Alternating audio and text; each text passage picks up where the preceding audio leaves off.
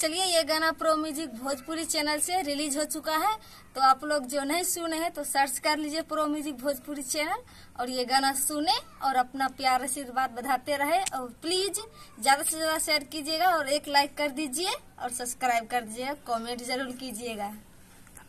धन्यवाद।